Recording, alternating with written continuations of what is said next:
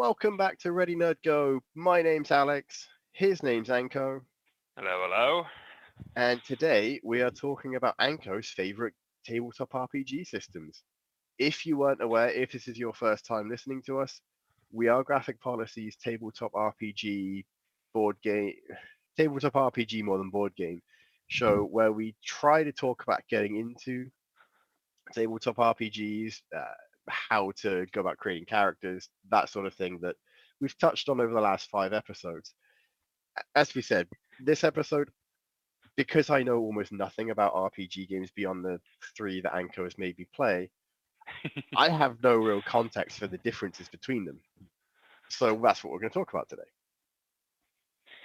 Yeah, so, I mean, first off, the biggest difference that comes up in what's your favorite RPG is that there's very much the RPGs that you get and want to play, and the RPGs that you've actually managed to play. Once you've started actually delving into the hobby, especially if you're a GM, you tend to accumulate a lot of them, especially since most of them have PDF versions now, so you can just have a absolute digital hoard without worrying about space requirements. So what you're saying is that sometimes you may collect RPG systems and not actually play them, not unlike me collecting comics and not actually reading half of them. Oh, 100%. If you look at even just my physical collection of RPGs, I've played a quarter of them, I would say, and that's not for lack of trying. It's one of the fun things about having a collaborative game that requires other people to really get into, except if you're playing solo stuff. But it's Yeah. difficult to actually get in them, especially because, you know, speaking of favorites, everybody has different things that they want to play. And so, for example, if we're talking about something like Mouse Guard, one that I've had the second edition box for sitting on my shelf for a few years now, I really want to play it. It seems like a really interesting system. Getting a group together for it can be rather difficult because it plays very differently from any of the stuff we play at our game shop. So when you say the differences, I've always thought that, like, because I think that when I started playing, it was really with Pathfinder second edition, Yes.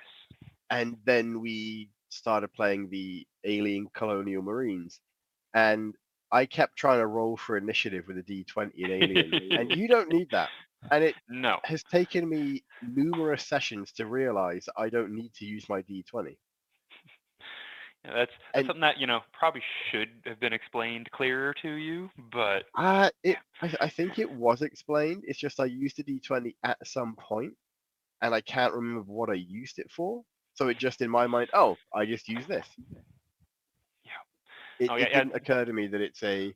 So when I'm going to roughly explain it, and then you can correct me because we both know I'm not going to do this well, well, there's the fun.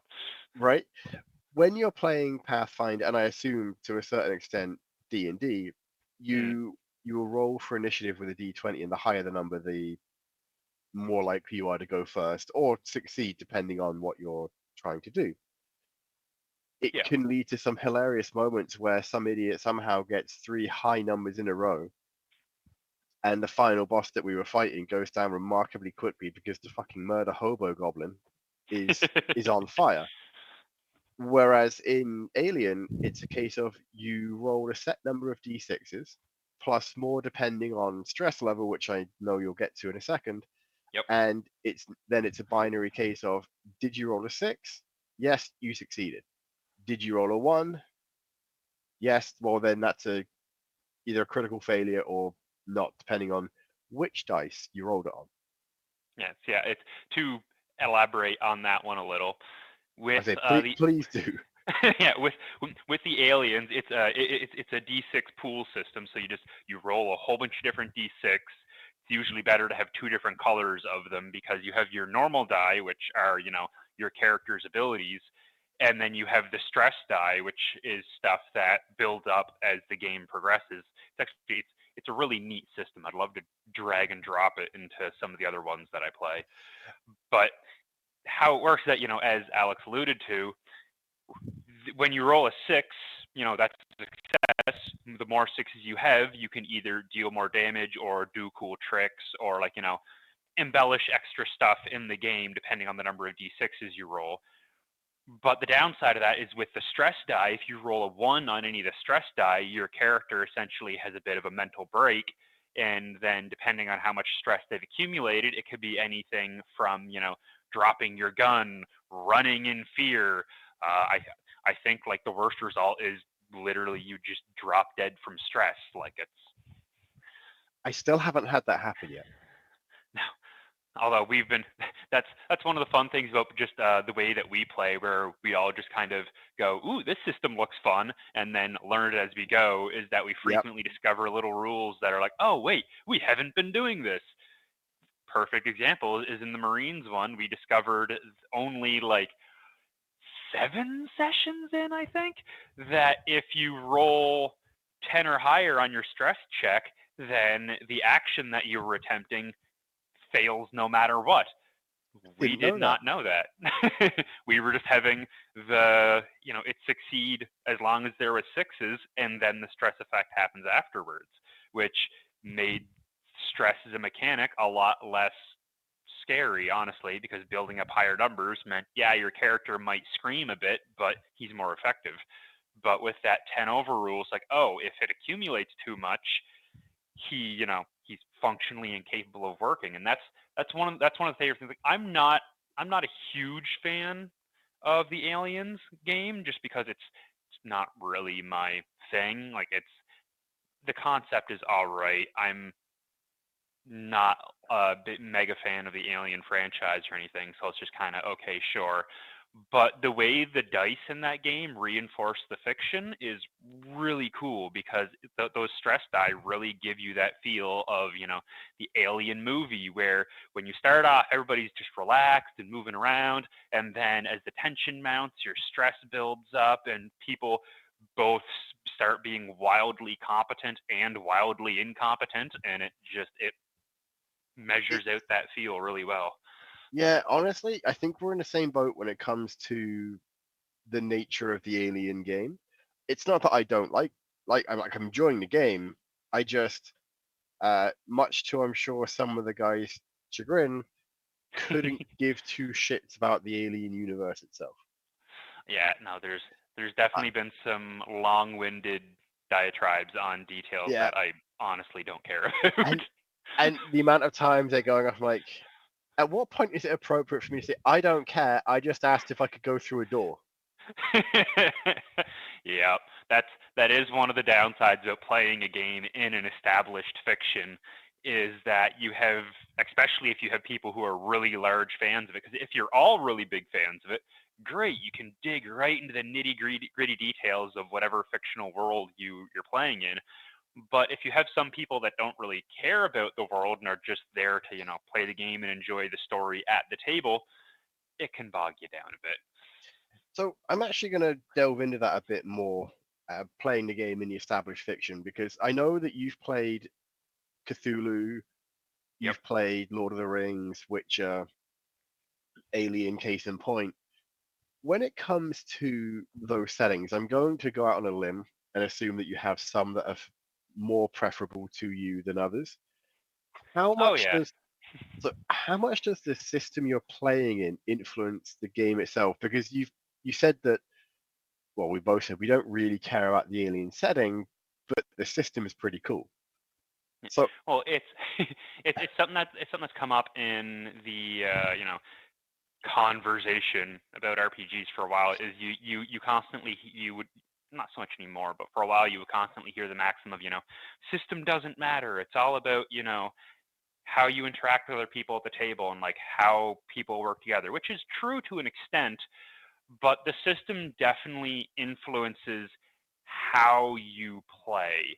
'Cause, like, if we were playing Aliens with the Pathfinder rule set, we would behave very differently towards how we go towards these encounters, because in Pathfinder you don't need to worry about, the stress die causing you to freak out and do something that you didn't want to do, and your characters are a lot more durable, and mm, it's well, just, yeah, because I I lost a health point which now leaves me with 2 health points, Yeah, right? and like So I think I that's hilarious, yeah, but I I took I took a single, not even that bad shot in Aliens and had a broken arm for the rest of the adventure.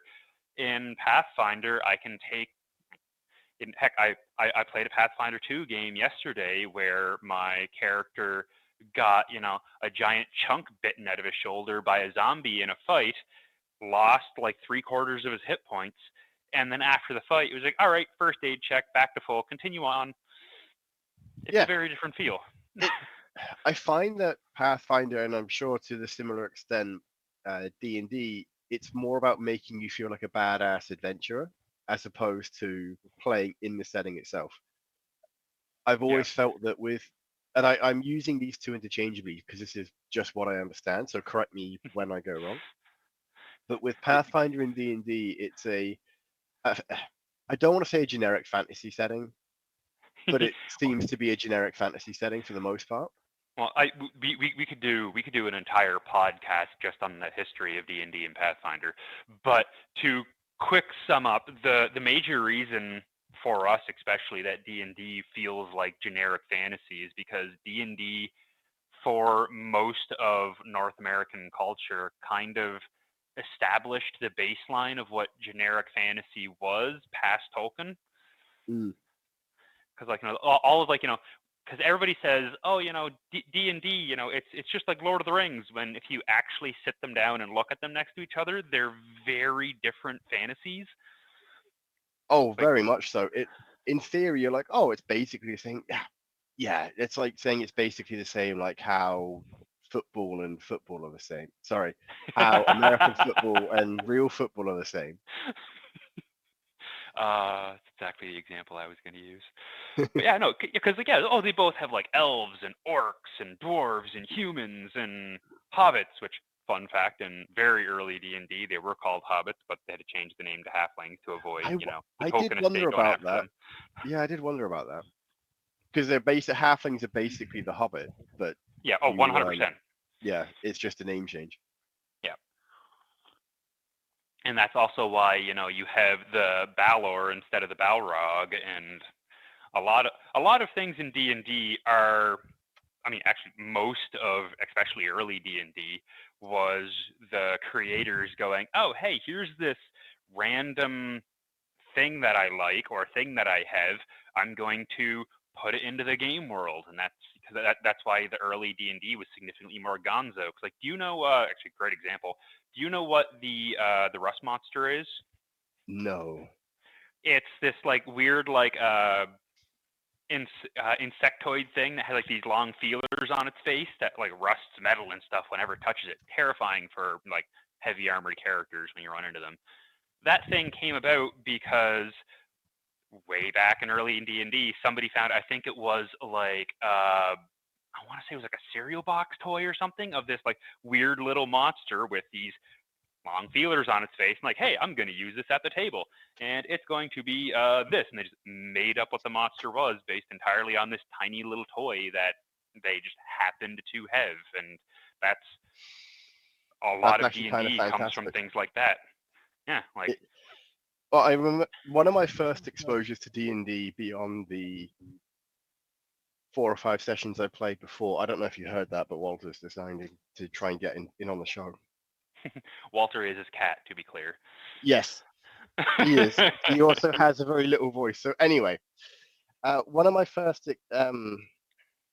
exposures to it was, as I'm sure with a lot of people, in Stranger Things, and Hmm. how they would use the Demogorgon to name the villain or the monster in the show. It's like, well, hey, it looks like a Demogorgon, and then they would almost base the villain off the um, the D&D monster. So it's all, to me that was almost that in reverse.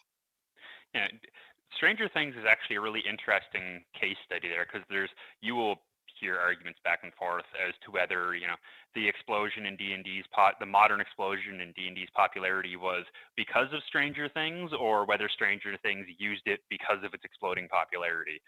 I mean, it's probably one feeds into the other, but I I would think it it was probably a combination of Stranger Things, I don't think you can discount that. Like, there are definitely people who you see walking around with, or who understand what a roll 20 or roll for initiative is now. Yeah. Like, there are memes that people understand even if they've never played the game. Whereas I think, funnily enough, COVID probably had as much to do with it as anything else, because all of a sudden you couldn't do anything, right? Hmm. Beyond, well, maybe I'll sit at home and play a game online. So I wonder how much COVID, Stranger Things, and then just in general, people are being more accepting of nerdish hobbies. Yeah, it's kind of D&D has always been the 800-pound gorilla in the room of tabletop RPGs, but it's definitely exploded in popularity in the last what, like, oh man, decade? I'm suddenly feeling very old. Yeah. But yeah, Anyway, now that it's been pretty good because it yeah, raises up other systems, and it makes, because other people your people who before would never have tried D&D or tabletop RPGs at all are suddenly more interested in it. Like, I don't think before like Stranger Things and Critical Role and all that stuff caused D&D's popularity to become so much more widely known. I don't think I ever could have gotten my family to actually sit down and play a tabletop RPG, but I got all my siblings involved, and they actually enjoyed it. now here's another question, cycling us back to what the original question was before we both went on a Stranger Things and D&D tangent, which is how that's going to be presented in the show notes, because I don't actually know how else to describe it. When it comes to playing RPGs with your family, Mm. people like myself, etc., how do you decide what system to introduce them to? Do you like, well, we're going to try Pathfinder or D&D because that's the most See, standard, quote unquote? it tends to boil down into one of two camps. Generally, if they're approaching me because they're interested in playing, it's because they want to play D&D, because the D&D is the only one they've heard about. They may have already bought some of the books out of curiosity. Okay, sure. It's not, the modern iteration isn't my favorite system. It's not a bad system by any stretch, just doesn't really scratch the itch for me. But There's nothing wrong like, with that either. exactly. But like for my brother's kids, I I've run some games for them in uh, one or two different systems, but primarily they're collecting. They're getting the D&D books. They're creating their own like monsters and characters and all that. They're really into it. So I'm not going to tell them, okay, you want to play this, but I'm going to make you play this. Like, no, they want to play D&D. We're going to start with D&D because that's what they're interested in. On the flip side, if it's coming from the perspective of, they've seen me rolling these funny little math rocks and they're curious, then I have a completely different approach to it. Because like, generally what I'll do is try to figure out like what interests them. Like, if they hate fantasy, I'm not going to start with something like D&D. I'm going to start with something that can handle like a modern game or a sci-fi game or something like that. Something that, actually appeals to their interests.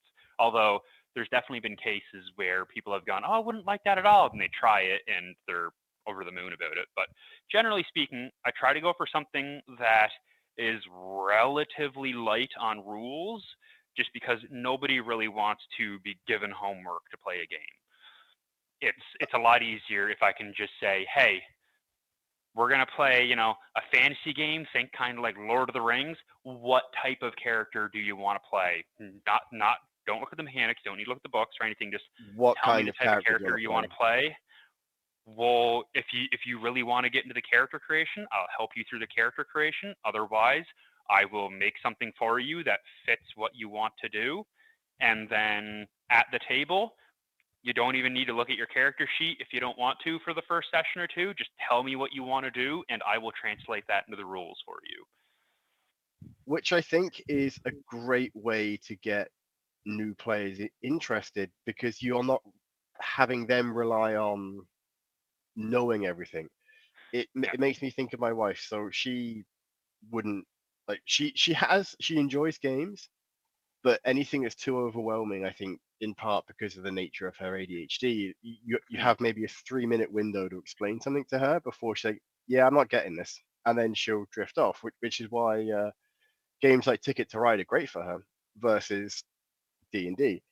Yeah, So, and I definitely wouldn't try to start her on something like Fantasy Craft, which is old D&D spin-off that is very crunchy, like a lot of finicky little rules and all that stuff. Would not try to start her on something like that. I would start her on something like maybe, I don't know, Savage Worlds, which has a very simple and easy to understand mechanic behind it, past, understanding the sizes of dice, because that's something that when you, especially when you're a RPG player or even a board game player, but mostly with an RPG, like you kind of internalize a lot of the default rules of the hobby that you don't think about, which mhm. are like, hey, what is a D20? What is a D12? Like those basic things that we take for granted. Somebody who's coming into the game, like if when you first started playing, when he's like, hey, roll a D20. Which one's a D20? Oh, it's this one, It because one you of don't one of have my that. favorite interactions was like, "Oh, roll the d12. Which one's a d12? The one with 12 on it." And in my mind, I'm like, "All right, so there's two of them with 12 on it.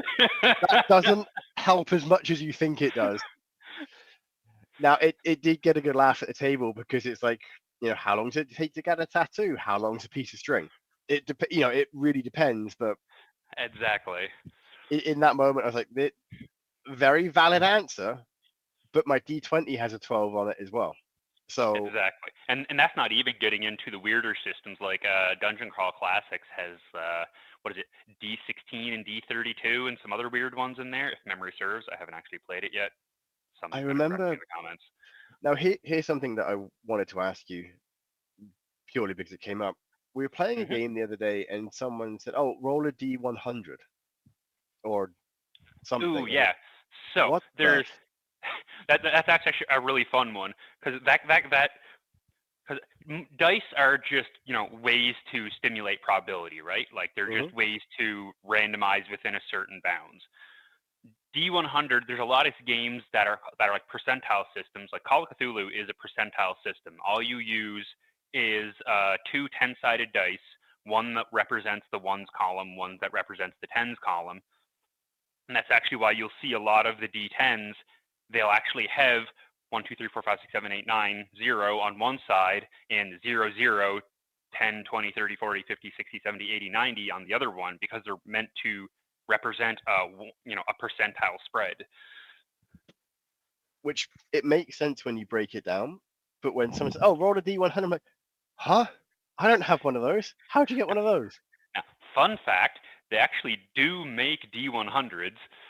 They look like an oversized golf ball, and they're absolutely terrible to roll with, because it's a sphere with a whole bunch of tiny flat surfaces on it to Your give you the 100 sides. So trying to you roll it, it rolls forever, and then you're trying to read which one of the like tiny 10 little close numbers to is the on top top. are the ones you're looking for. I feel like it would be a terrible idea to have a d100 versus two It's d10s. it is 100% for novelty. They made it because they could, not because it actually provided any benefit. Yep, that makes complete sense to me. And oh, we could do a whole episode on novelty dice. But gonna stick with favorite RPGs here and actually vaguely try to stay on topic. So I think for people who want to peek behind the curtain, the entire notes for this show going into it was favorite RPG systems, which means that if you're expecting us to have a more structured show like we have done over the past 5 episodes, it probably isn't happening. No. That being said, we are trying to stay more or less on topic as it comes up, but it's very much more of an organic. Any show notes you see are because I'm just taking notes as Anko's talking. Yep. So rolling back around to try to get to topic back on hand. If we're looking at my favorites specifically, I tend to break them down by, like, what is my favorite to play in this particular genre?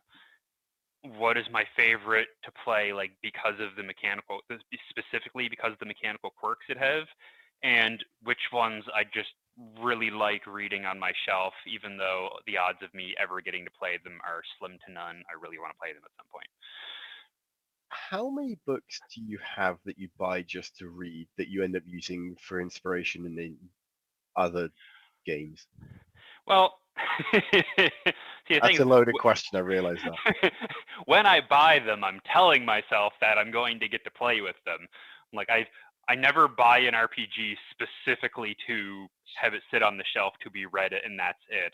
Every single one I buy is like, oh man, I would love to play it at some point. I'll pick it up, and then eventually the time will come, and then I'll be ready to play it.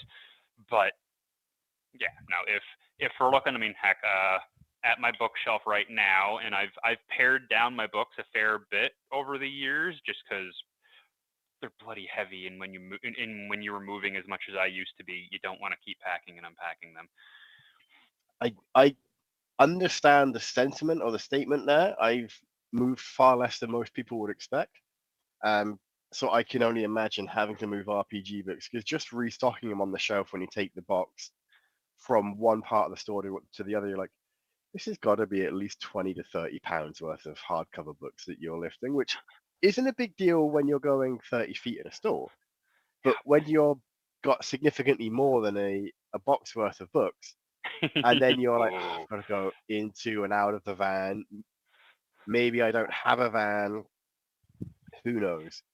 Yeah, no, it reminds me of I think it was the webcomic Three Panel Soul. It had a comic a strip about that where they're packing up and lugging their books, and they're like, yeah, knowledge is power. Power is equivalent to mass. E.g., these books are fucking heavy. Because Touche. it's just Touche. because oh man, especially 'cause, like some of them, like some RPG books are a dozen pages. They're pretty much a little zine with the bare minimum rules that you need to play. Like Everyone is John, I think fits on a single page, which is I'll get back to that one in a second. It's a really interesting one. But then you get the absolute door stoppers, like the Lancer book. That's like I've had actual textbook, like college textbooks that are smaller than that thing. Those they the weight of those adds up really quickly. When I actually wanted to ask you about this, now that you bring it up, and I realize I have a question about it. Hmm. I've seen when people are playing with the Alien game, for example, with it, there's something that comes up. Oh, hey, is that in this book, or this book? Why in the name of time would you have three different books to play one game? I Whoa. I under now I understand if you have a Dungeon Master's book and a Mm. player handbook, because maybe you want to keep the story spoilers separately, because I'm sure that there are times where, as the GM, you don't necessarily want the players to understand what's coming. You want them to be able to react in time. And Yeah. some players are good at doing that even if they know what the module is going to be. So Not everyone. there's a few different thought lines I can take this response in, and I kind of want to touch on all of them. Go for it. The first and foremost one is that it's just like any video game that you buy the base product and then they come out with add-ons for that product, and you pick up those add-ons because either you really enjoy the base product or you want to support the developer. And then but unlike a video game where it all just seamlessly integrates in, you can't buy a new book and just fuse it into your old book. You just have the add-on book of content sitting next to the original book. That is fair. So, what's the difference between an add-on book versus something that's like, oh, this is the second edition, it has more stuff in it? Okay, so generally speaking, how that breaks down is you in every system will have its core book or core books. Generally, the simpler the system is to run, the more likely it'll only be in one book, while the larger, more complex systems tend to have multiple books, because like D&D is a great example where it has the player handbook, which is has all of the stuff that the players need to play. That's the only one they need to pick up. Then there's the Dungeon Master's Guide, which is depending on the edition, can be full of useful advice. Other times it's not as great, but like that's one that's really helpful for the DM to pick up, but not strictly necessary, because it mostly is informing the GM. Okay, hey, here's how you can handle these situations. Here's how you can like design these types of adventures. Here's some of the expanded rules that the players don't really need to know about. so on and so forth. And then you have the monster manual, which is just a literal book of monsters. It's just a giant book of stat blocks for the GM to grab and incorporate into whatever adventure they have, so they don't need to come up with, 4 different types of goblins to have in their adventure. They can open up the monster manual to goblin and go, okay, so there's these different entries here. I can just grab them and use them. It's very much a not a cheat code, but an ease of use guide. Yeah, and it's also like in that case. if D&D was all one book, can you imagine how much of a nightmare that one book would be to actually use at the table? I feel like it would be close to 2,000 pages, would it not? I'm not sure what the modern D&D books are page count wise, but yeah, no, it would definitely feel like it. And especially considering that these aren't small books; these are like 11 by 15 inches, and then, they're a couple of inches thick per edition, from what I can see. So you'd be looking at close to £30 worth of book, I'm sure. That might be an exaggeration, but I'm sure it will feel like that if you're walking somewhere. I mean, that is definitely on the exaggeration side, but also you definitely feel it, especially back in the D&D 3.5 era where they were coming out with new add-on books like multiple a year. So if you wanted to make a character towards the end of 3.5, you would be pulling options from easily 5-10 different books. When it comes to using multiple books to create a character, how can you ensure that, hey, I got these 4 things from book A, B, C, and F? If people don't have book F, like, oh, we don't believe you. It's true, I just left the book at home. So, I realize that there's a lot of just general player integrity at that point. Yeah, well, yeah. There's one of I'll always remember. I can't remember what was the name of the game. Very very simple board game. Like it was a very simple card game that had that relied on you being honest with the other players about what cards you had in your hand. Because if they said, hey, do you have this, you could just say no or yes. They have no way of actually verifying that. And there was a blurb in the rules about hey, how do I make sure that X person isn't cheating when they're playing? And the response was just don't play with cheaters. Like there's only so much you can do. Eventually, at some point, you just need to rely on the other people to not lie to you. The ironic thing is there are games specifically built off that where you're supposed to cheat your way through it. Yep. But to kind of get back to what you were saying there on how multiple splat books work, generally what will happen is it'll be one of 2 methods. Either it's a free-for-all if you have the book, as long as you can show the GM, hey, this is what I'm getting from, you're good, sure. There's ones where I've seen groups go where the GM says, if I don't own the book, you can't use it. Ironically, that seems surprisingly fair. Yeah, and then the one that I prefer to use, although it does cause some people to get into a bit of a conniption, which honestly I tend to use a fairly good metric on whether or not I want them to play or not. What I'll go with a lot of times, especially when I'm teaching new players, is I'll say, hey, we're playing this system. These are the books that I'm allowing you to choose stuff from.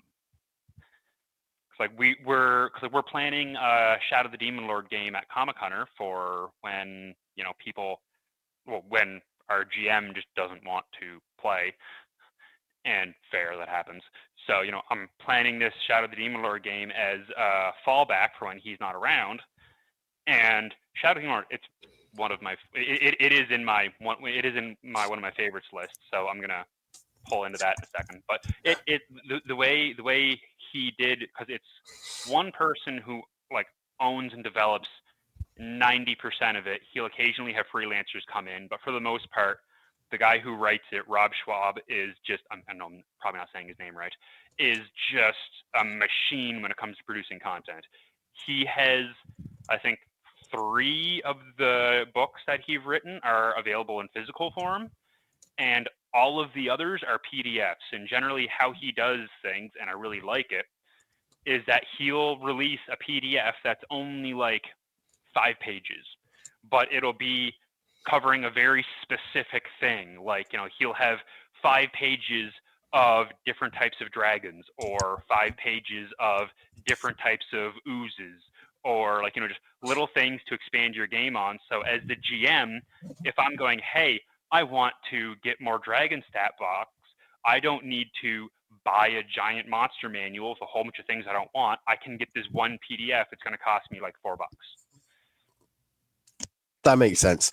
So I don't know if my audio has changed drastically in the last few minutes, but fun anecdote is my headset died midway through what we were talking about. So I had to grab a different one, which thankfully I just happened to have sitting next to me, because I got a warning earlier that your headset's dying. I'm like, better go get a backup just in case. So I had thought that it was charging overnight, but I guess it doesn't work if the laptop it's connected to isn't open.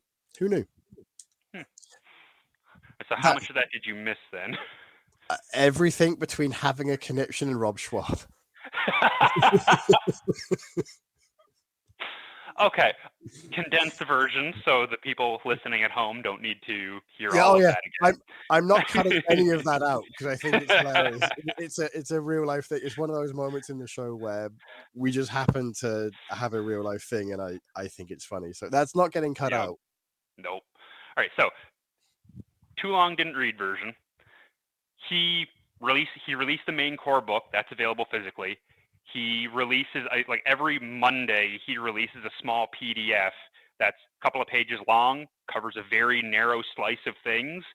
So if the players or the GM wants to expand on one narrow thing, they only need to spend like $3 on a PDF, as opposed to like the $60 for a physical book that can come up, which is great if you want specific things. But then you get to the point that I'm at, where I have, I think, like 100 PDFs for this one system. At which point, I'm sure it's a nightmare to try and track down where each PDF, or what is in each PDF, if it's not a condensed version that you can control and find through. Yeah, thankfully the fan community has been, including myself in that one, has been very good at keeping like Google Doc spreadsheets that are just, okay, are you looking for this? It's in this book on this page, which is just necessary when you get to that large of stuff. Saves you a lot of time. Ironically enough, I find that the nature of RPGs, because it's more collaborative, I find that, from what I understand about the fan communities, for the most part, people are very supportive and collaborative of, like you said, hey, we've got all this information but no centralized repository. Let's all come together and have a build a fan-made index or glossary or that sort of thing. Yeah, I mean, it's player side tools being something that fans create, in GM side tools, has been something that's been going on for pretty much as long as the internet has brought people together to collaborate on it, and before then too. But like, pretty much every digital character sheet and like digital character builder for almost every single RPG I can think of has been something that's been created by the fans, because they went, hey, I can make a character sheet, like I can make a character builder for this system, and I like it enough that it's something I want to do. I'm gonna, make it, make sure that especially with the smaller ones, make sure the creators, hey, I'm good with this, and here you go. Like the CompCon that we use for Lancer, which controls make character creation and playing significantly easier. That's technically a fan product. Like it's been endorsed and supported by the creators of the system, but they don't actually have anything to do with it. That's I think it's literally one guy managing and upgrading and building that. And there's a whole bunch of additional character options and stuff for that system that fans have made, that they've even put together the files necessary that you can upload their fan creations into CompCon, so you have all of that integration for the fan-made content as well. How rare is it that, I say the developers because I'm used to video games, but the game creators will adopt fan-made content into their systems or into their games? Ooh, that you get into some really sketchy areas with I can't remember whether it's copyright or trademark, but it's generally creators tend to try not to listen to fan ideas because there's always the concern about a fan going, hey, that's my idea that you stole and you owe me money for it and stuff I like think that. that's the same across almost any industry, whether it Yeah. be comics, it's books, wrestling, to really diversify the pool of examples. No matter what you have, if a fan says, oh, hey, here's my idea, you should use it, and then something even remotely similar is in the work, there's a good chance it's like, well, I'm not doing that.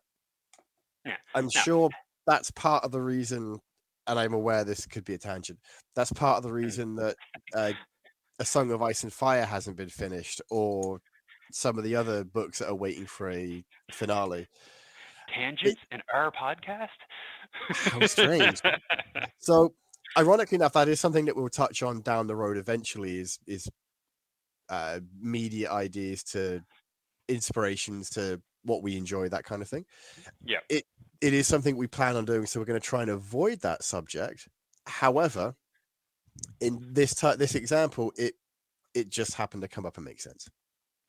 Now, so looping back into creators and fans, having said, they try to avoid ideas, it's also very true that, it's the hobby, especially once you get outside of the 800-pound gorilla of D&D, the hobby can be very collaborative outside of like the major players that like have big book releases and all of that kind of stuff. Like there's actually one game that I just finished that the Kickstarter for it just succeeded on, which people are going to hear this in like a month. This should be long done by then. But in this current moment, it just hit its funding goal. That creator, I think it's like a 2-person team. They run a Discord for the games that they've made, and they freely, talk with and interact with the people who are playing it for like play testing their stuff, for like, oh, this seems cool. What would you think of that? Oh yeah, no, that's a good idea. Going to incorporate it in because it's it's a very collaborative hobby, and that extends to making the games as well in a lot of cases. And most I'm professional. Part of me wants to put that in air quotes because it's the joke about it with pretty much any niche hobby of how do you make $1 million in RPGs? You start with 10 million. But Fair, yep. yeah. So most of these RPGs, like outside of once again like D&D, which is funded by Hasbro and has Hasbro money to throw at things, most of these games, including the very popular ones, are made and developed by a team of like 2 to 10 people. Yeah, and I feel like it's a case of people will do their own illustrations, whatever, essentially create the game, and then hey, if people come up with ideas for mechanics, maybe we can incorporate that. But if you come up with story ideas, that's a bit more like you said. That's for your table. Yeah, exactly. Yeah. But that's like one of the biggest things with Kickstarters, especially for the people who understand what they're doing with making Kickstarters. It's like, hey, I have the rules of my game pretty much done at this point, but I'm just a dude working a 9-to-5 job. I don't have the money to professionally, make this look good and functionable for other people.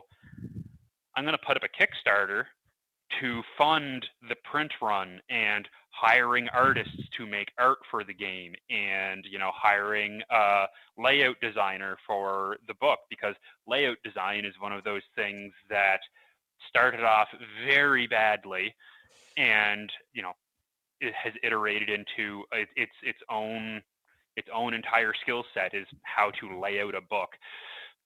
The irony with layout design is that it's very much like a good letterer in a comic book. Yeah. If it's done well, you won't even notice it. But if it's done poorly, you're going to remember the guy's name. Yeah. There's only so many letterers that I actually remember the name of because they're really good. there's a lot more like, oh, is that person lettering? Yeah. It's very rare that I won't read a book because of a letterer, but It really throws you. Yeah. it can throw you off, yeah. Not to name and shame here, because I don't want to be dragging niche creators who literally probably couldn't afford good layout designers. Because I'm not saying I could do any better with that either. Yeah. Like, to be clear. But we have definitely played games, including at the game shop. We have definitely played games where it took us easily like 10 times longer to learn the system than it should have, because the book was so poorly laid out that we were constantly going, oh, wait, this rule says we need to do this. Why isn't it over here with the other rules where it would actually make sense? And wait, this place is, how do we do this? It's nowhere in the, oh, it's in this sidebar 100 pages from where you would expect it to be. I remember one of the examples that I've seen, and ironically enough, it actually makes sense depending on how you approach the question. Someone was talking in the game shop about Lancer and a specific damage type, and he's like, where would you put him? Like, I put it under damage, but it was under a specific missile or whatever, so the damage aspect of it was a bit further down the chain of things to look into. Yeah. And when he explained, like, I can see how that would make sense to the person laying it out, just as I understand why it doesn't make sense to you. Yeah, and that's something that you run into a lot with any form of development, where at some point you need to step back and let somebody with fresh eyes take a look at it, because you understand what you're looking at. It makes perfect sense to you. But somebody else is going to look at it and go, wait, how does any of this flow together? Well, you just need to know this, this, this, and this. Why isn't that there then? I need to make sure you can actually understand this, this, this, and this. Yeah, exactly. So it can easily be a case of proofreading, but sometimes, like you said, it's getting someone like me in who has no idea what the hell is going on to have a look. Does this make sense to you as someone that doesn't understand things?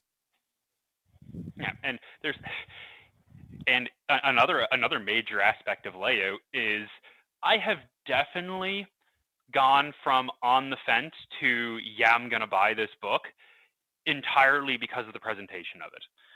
A really good example of that is the Morkborg game and its myriad of spin-offs are not designed with, like, they're very simple games, but they're not really designed with ease of use as their primary focus, so much as they are just giving you like a visual smorgasbord to look at. Like, it's because they'll have a table, but instead of just a simple table, it'll be like surrounded by graphics in two different colors offset with like that 3D hologram effect on it, so it's damn near illegible.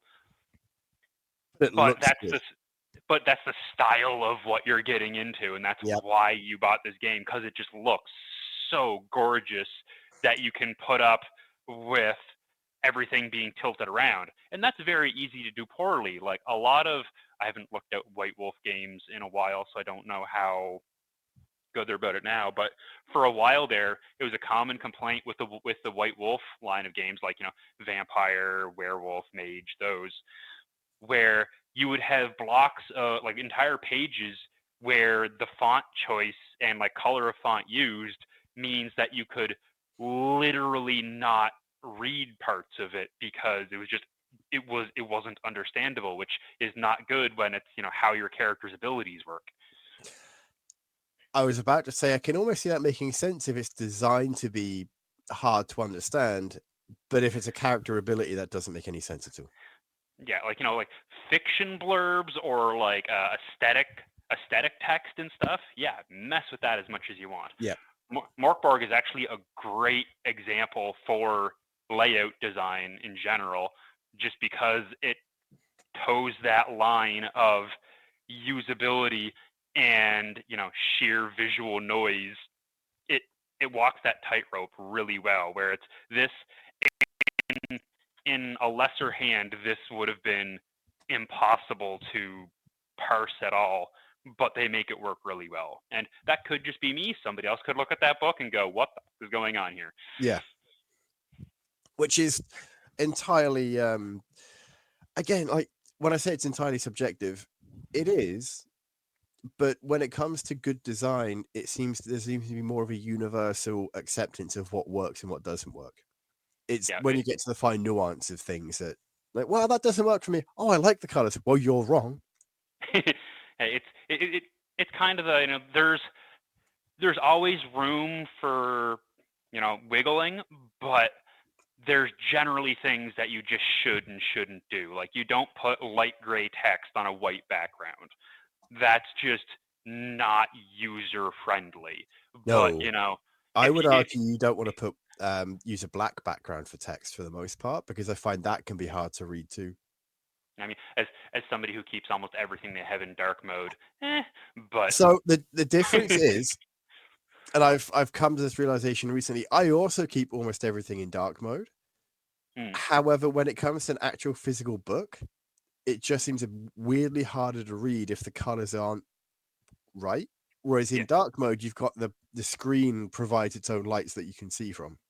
yeah. So it has that built-in contrast that you Exactly, that you can can work play with. with and adjust. Yeah. Now, having said that, you'll rarely see all black pages in physical stuff just because that's a lot of ink and ink is Yeah. expensive. Well, that's just it too. Not only is it for me a poor design choice, it's also a poor financial choice if your entire book is in black ink. Yeah, and that is very much like, great example, Morkborg has a lot of, like, black pages with, like, colored graphics in text displayed on top of them, because it's designed to be visually engaging.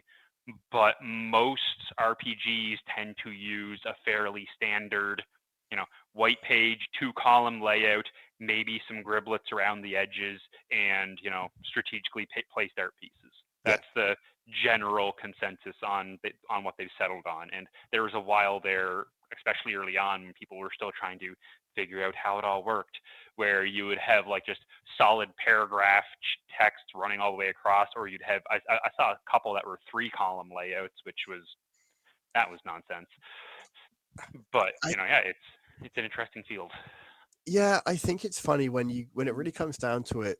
It's the keep it simple is a great mindset to keep following when it comes to anything like that, because ultimately it's one of those things where if you don't keep it simple, it can get way too confusing. Like, ultimately, the primary goal of the book needs to be, how easy is this to use at the table? Yeah. Because I have definitely played games where the usability of the book has suffered because the design was more on providing, like, I'm going to sit down on my couch and, like, read through the book. You got to design primarily at the table, but reading at the couch is a good secondary or tertiary motivation, because for someone like me and a lot of other people, you don't get the chance to play most of them. You will be sitting there reading them on the couch. And honestly, I feel that reading on the couch is important, because if you're the GM, you're not going to, oh, I need to learn all of this at the table. You're going to do the pre-work to have an idea as to what's going on, how systems work, what you can and can't get away with. Yeah. What happens if you've got someone trying to take advantage of something in the system, etc. Yeah, and that's one of the things that, getting into back to favorite systems. I think some of my favorites are actually the ones where that require very little pre-reading, but you can sit down and dig into to enjoy. Like Savage Worlds. You've never played Savage Worlds, I I don't have think. never played Savage Worlds, not that I'm aware of. Savage Worlds is a very simple game to teach and learn. And once you actually get into it, especially from the GM side, once you kind of internalized how the game works, it's really easy to just make up and adjust stuff on the fly. So, like, the books are there, and you can, if you want to, like, sit down and read through them and parse out the various optional rules and stuff that are in them. But there's only, I think, maybe 20 pages that you actually need to sit down and read to get the core rules of before you can start playing. So it would be more like, to borrow a popular phrase, more like guidelines than rules. Exactly. Savage Worlds is definitely one of my favorites, just because it's a generic system, which it's obviously it does a specific style of play, but it's not beholden to a specific genre. Like Savage Worlds is a framework that you can play a sci-fi or a western or a fantasy game using. It's deliberately made that you can tweak and twist it as necessary to play those different genres. It definitely has a certain style, like it's very like pulp action style of game, like that's what the rules encourage you to play like. But you can play that in any type of genre as opposed to something like, and people will argue with me on this one, but D&D is very fantasy coded. If you wanted to play sci-fi with D&D, you can. People have done it. People have taken the base system and made full sci-fi RPGs out of it. But the unaltered D&D 5th edition rules would be absolutely terrible to use for sci-fi. While something like Savage Worlds, it has like, hey, here's in the example equipment lists, it has, hey, here's like old style weapons, modern style weapons, and futuristic weapons. And it's more of a toolbox where you can grab in the different pieces that you want and assemble them together to make the game at the table. And the utmost example of that would be, I'm guessing you probably haven't heard of this one. Have you heard of GURPS before? Yes. Huh. Only because you were talking about it with one of the guys in the group chat, and I'm like, I have no idea what this means. Okay, so GURPS is one of the older RPGs. I'm not going to say it's the first generic RPG, but it's the first one that I've had exposure to. And it literally stands for Generic Universal Role-Playing Game. That System. makes sense. Yep. Yeah, and it is a rules-dense, massively crunchy toolbox that has had PDFs that cover kind of like how saying Shadow the Demon Lord does it. It has it'll have like a PDF that covers dragons, but while the Shadow the Demon Lord one is like, hey, here's 5 pages with a little bit of lore and some stats, the GURPS one is like a freaking tome that will get into, different styles of dragons in mythology and like how you can use dragons at your game and what their like ecology might be and like all of these things around incorporating dragons into your game. I feel like that is probably because of the nature of the setting, is that because it's so universal, they almost want to make sure that you understand the differences between a European dragon and a Japanese dragon or Chinese dragon and things like that. Yeah, and like it is, they are both like it's GURPS is a game that I absolutely love. I've only played it once, and I don't think it'll really get much more play than that because, like I said, it is a very, very well. I shouldn't say it's very crunchy. At the table, it's really simple to play, but it's the before you get to the table part that can get insanely complicated because it is like Savage Worlds is a system, like it's a full rule set that has some additional rules and stuff that you can add on and tweak if you want to. GURPS is just, hey, here's a box full of tools, build your game. I feel like the difference between Savage Worlds and GURPS is that Savage World is a Lego kit with instructions and only the pieces you need to build the TIE fighter. Whereas GURPS is the Lego factory. It's like, have fun, go build something. Yeah, and then, the expansion books are, hey, here's a new set that you can add on to your pre-existing set, or, hey, we opened a new factory, here you go. Yeah. If you can take the time as the GM to like sit down and go through all those and go, okay, like here is the options that I want the players to have access to. Here are the various rules that I want us to use. You can build like exactly the type of game you want to play. You can dial up or down the complexity as much as you want. You can focus on different things. Like GURPS is an amazing toolbox, but because of the nature of it being a toolbox, especially if you're getting into it for the first time, it can be a lot of work. And I can't remember I th- exactly, just a couple of years ago, they actually released their own box set, GURPS Fantasy, which was kind of, a pre-assembled toolkit for you for, hey, I want to get into GURPS, but I don't want to, you know, try to go into the factory and learn how to use the factory. It's like, hey, here is a bunch of presets that you can use. Once you played it, you can keep playing in this, or if you want, or you can, pop open the engine bonnet and start tinkering around. I think the fact that they understood they had to release a module with training wheels, so to speak, goes to show just how aware they are of how complex the system is in general. Well, it's a kind of a joke. I think in specifically for GURPS, I think it was, I want to say GURPS third edition, they released a GURPS vehicles, which was ridiculously detailed in the rules for it, because it wasn't just like, hey, you want a car, here's a template for your car. It was like, hey, you want a car, okay, decide how big the car is, and then here's the formula for developing the weight and all of that. And it was absolute nonsense. It was glorious, but it was absolute nonsense and near useless at the table from my perspective. Yeah, that sounds kind of not excessive. Like, I love the fact that they give you that much flexibility and options. However, at the same time, I can see it being way too much for the majority of players.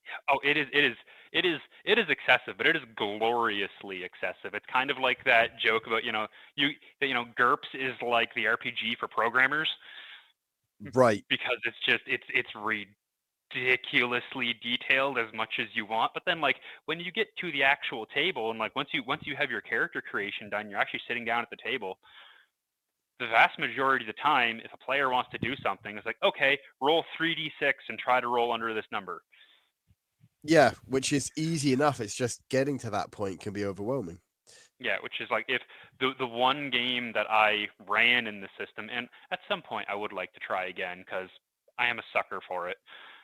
But like the one time we played, it was like, hey, getting to the table took a couple of sessions of, all right, we're going to sit down, we're going to go through the character creation together because we're all kind of learning this, like figuring out, okay, this makes sense, that makes sense, da da da da da da da da. Okay, we've got that, figured it out. Okay, now we're at the table. Cool. 3d6, let's go. But Yeah, getting there once you was, get to that point, it's fine, but you've got to get to that point. because it's a reoccurring problem in the hobby as a whole, that it's really hard to get into RPGs if you don't have somebody who already knows it to like bring you in and teach you the ropes. Like once you know how to run and play in GURPS, it's not that complicated. But the floor for playing, especially for somebody who's never played an RPG before, feels insanely high if you don't have, somebody who's already mastered it to drop down a ladder to get you up there. Yeah, that makes sense. I was trying to think of some kind of mountaineering metaphor or simile or whatever you want to call it, and I can't, so I'm not going to. I also don't mountaineer, folks. For those of you who were curious and thought that was a new thing you've discovered about me, I don't rock climb. I don't cave. I fully intend to never cave. Oh, Again, spelunking terrifies me. I've done it once, and it was really, really interesting. However, I did it when I was in grade 7 or 8, and it was great fun. It was a guided tour. The guy doing it was a professionally trained caver and knew how to take us through. And he said several times, stay way over to the left because down to the right is a hole, and if you go down there, it's a lot harder to get you back out. He's like, I could get you out, but it won't be fun and it will take hours. I'm like, Yeah. okay. So we obviously listened to him. Yeah, I would not never terrifying go. or anything. Yeah, no, I would never go caving without a guide or anything like that. I've gone on tours of caves underground, and they're Nice. fantastic, but it's very much here's a man-made path. Here's a here's a man-made tunnel that you can go through at the end because we had to widen out what was otherwise a crawl space. Yeah. So those are fun. Somebody has already done the dangerous part for you. Exactly. Like underground fascinates me. I will. It is very unlikely I will ever willingly go underground on my own to explore a cave. I've watched far too many videos about what happens when people get stuck. Ooh, yep. And like, Yeah. hey, I'll play a character who's all for that kind of stuff, but And- me doing it myself, no. And that, folks, is why RPGs are fun, because you Yep. can play doing something that you would never do yourself. I was going to say like murder, but people actually do that. So I mean, people go splunking, and well, that is a safer analogy. On that note, folks, thank you for staying with us. We appreciate your patience with the tangents. I hope that the audio issues we had either make you laugh or you don't notice them. Maybe at some point we'll come back and actually finish this topic properly, because I think this was 90% tangent and 10% topic. I honestly, based on the notes I have, I actually think it went well. I just think if we planned it, it might have gone a bit better. People are gonna love it or they hate it. As long as we keep making it, I'll be happy. Exactly. We'll be back. I think it's 2 weeks. I think this is a bi-weekly release schedule, so we'll be back. And till that time, game on.